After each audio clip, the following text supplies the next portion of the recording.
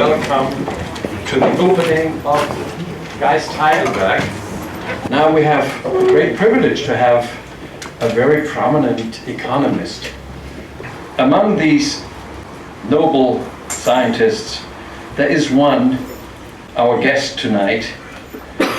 In a way, he belongs to the elite and walks with Occupy. He comes from Gary, born in Gary, Indiana, a place that, in a way, cultivates the production of economists. It's for me a sort of a consequence that you then choose the right teachers. And Professor Stiglitz had great teachers, first at Amherst, but then did not choose Chicago, but MIT. And I think that is crucial if you want to understand more than just this book. But this book is the case of tonight, and so I don't want to go in too far details of the biography. You may know that he has received the Nobel Prize.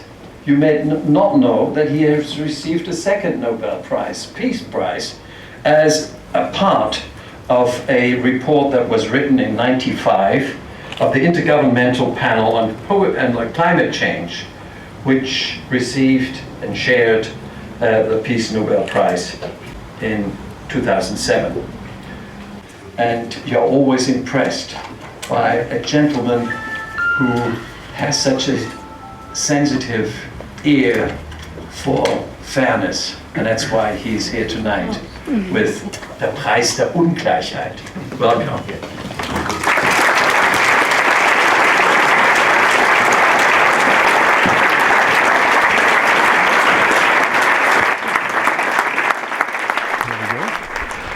Welcome, Professor Stiglitz in Heidelberg in the German-American Institute. One of the three pillars in the American Constitution is the pursuit of happiness. What did the fathers of the Constitution mean by happiness? Is it the concept that the 1% at present pursues happiness in the sense of meant by the fathers of the Constitution?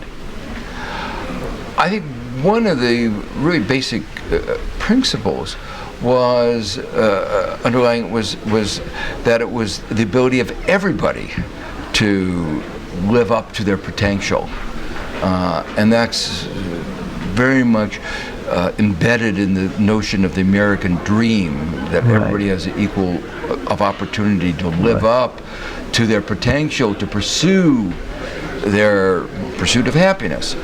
But unfortunately, you can't really do that if you don't have the education, if you don't have the resources to do that. And the sad thing that I point out in my book is that America is no longer the land of opportunity. There's less equality of opportunity in the United States than in any of the advanced industrial countries for which we have data. But is that already a kind of betrayal of the American dream? Very much so. Very much. And the question is, what can we do about it? But there are many other aspects that are sort of fundamental to America's self-conception, very much reflecting the principles that are in the Declaration of Independence and the Constitution. Another one is justice for all.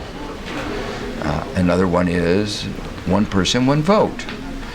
But what's happened is that our system of justice has been increasingly one where justice for those who can afford it, and our political system is, rather than one person, one vote, $1, one vote. All of this is because of the unbridled excessive inequality which has become part of America's reality.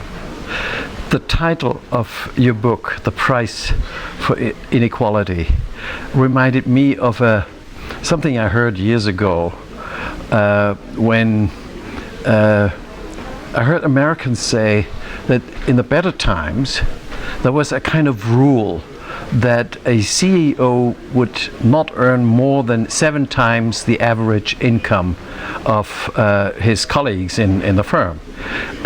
Was that equality already, or a concept for equality? Yeah, that was somehow a sense of balance. Sometimes people call it a social contract, of the relationship between those at the top and those in the middle and those at the bottom. Today, that number, on average, is a little bit more like 250 to 1, and in many firms, it's well beyond that. There are many other aspects of the breakdown of the social contract. It used to be when we went into an economic downturn, firms would do what they could to make sure that they kept their workers, especially their better workers. Today, it's slash and burn. If the firm has a difficult problem, they fire everybody.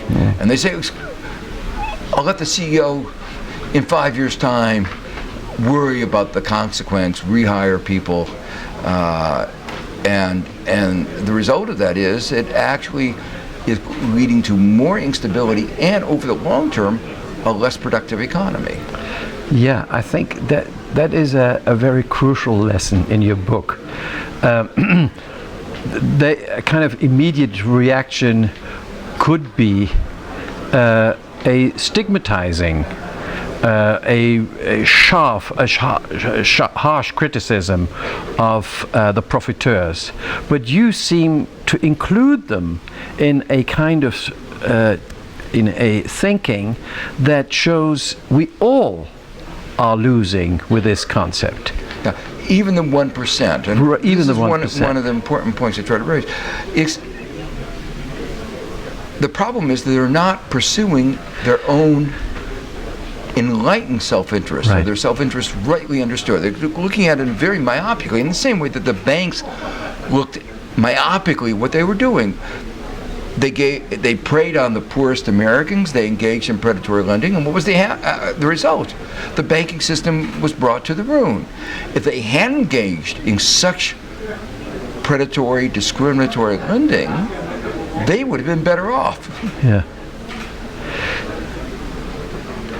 We said, of course, this is a student city, a university city, and we look carefully on the issue of education. And we have just recently gotten the information that Germany ranks pretty low as far as access to education is concerned. Now, in America, there is a different aspect. There is this student debt crisis. What is your opinion on university as an industry, educational industry? Well, I think the fundamental thing is to realize education is absolutely necessary if you're going to have upward mobility, if you're going to have any sense of equality of opportunity. But what that means, once you recognize that children of poor families can't afford a quality education on their own, there has to be an important role for the state. There are different ways of organizing this, but what is very clear is the way the U.S. has been organizing is disastrous. What has been happening? Tuition has been going up, incomes in the middle and the bottom have been going down or stagnant, and to fill the gap, there's only one place to turn, which is student loans, but the way the student loan program works has not been good. For instance, we have a law that says that student loans cannot be discharged even in bankruptcy. So that even if a student borrows money and finds out, things don't work out well, he gets sick and he goes bankrupt, that student loan is going to be a noose around his neck. For student loans, there is no fresh start. Back in the 19th century, we put people who were indebted into prisons. We aren't doing quite the same, but we have created in the United States a kind of partial indentured servitude. This brings me back to a very present event. That's the U.S. Presidential election. I heard that the Republican candidate and his advisor from his former firm, the Bain Capital, sort of thinks that actually if 1% makes these huge accumulations, it would trickle down to. And is that the solution for the future of? There was never theory or empirical evidence in support of trickle-down economics, but what is absolutely clear is that trickle-down economics hasn't been working. I wish it were, because if trickle-down economics were working, all of America would be doing very well, because we've thrown an awful lot of money at the top.